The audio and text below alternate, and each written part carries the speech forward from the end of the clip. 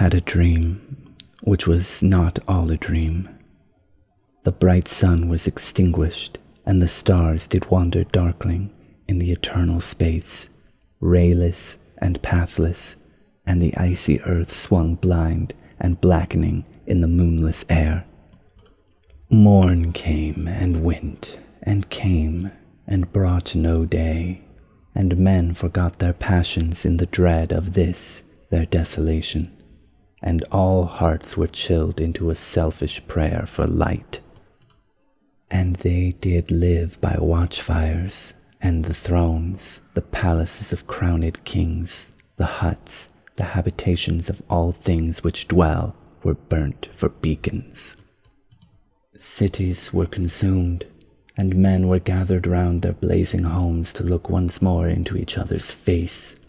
Happy were those who dwelt within the eye of the volcanos, and their mountain torch, a fearful hope, was all the world contained.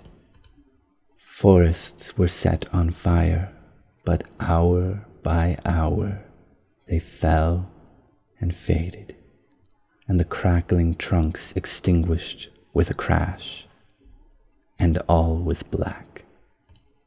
The brows of men by the despairing light wore an unearthly aspect, as by fits the flashes fell upon them.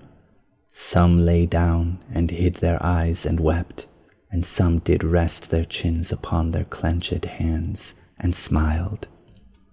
And others hurried to and fro, and fed their funeral piles with fuel, and looked up with mad disquietude on the dull sky, the pall of a past world. And then again with curses cast them down upon the dust, and gnashed their teeth, and howled. The wild birds shrieked, and terrified did flutter on the ground, and flap their useless wings. The wildest brutes came tame and tremulous, and vipers crawled and twined themselves among the multitude, hissing, but stingless. They were slain for food.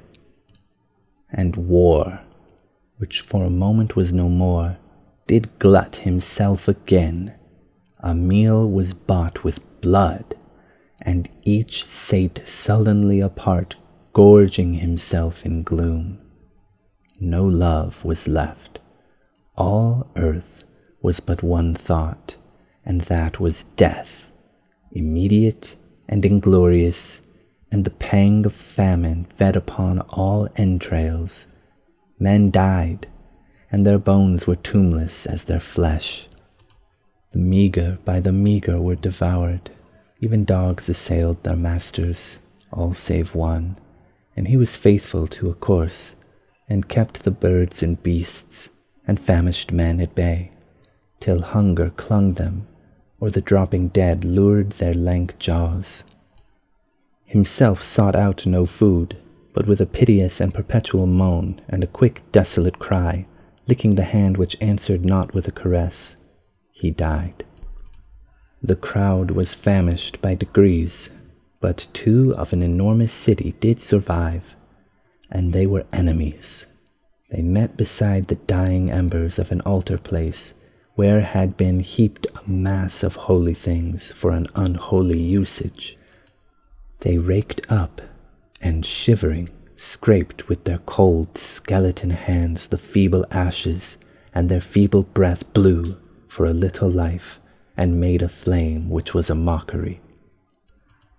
Then they lifted up their eyes as it grew lighter, and beheld each other's aspects, saw, and shrieked, and died. Even of their mutual hideousness they died, unknowing who he was upon whose brow famine had written fiend. The world was void. The populous and the powerful was a lump, seasonless, herbless, treeless, manless, lifeless, a lump of death, a chaos of hard clay. The rivers, lakes, and ocean all stood still, and nothing stirred within their silent depths. Ships sailorless lay rotting on the sea, and their masts fell down piecemeal. As they dropped, they slept on the abyss without a surge. The waves were dead. The tides were in their grave. The moon, their mistress, had expired before. The winds were withered in the stagnant air, and the clouds perished. Darkness had no need of aid from them. She was the universe.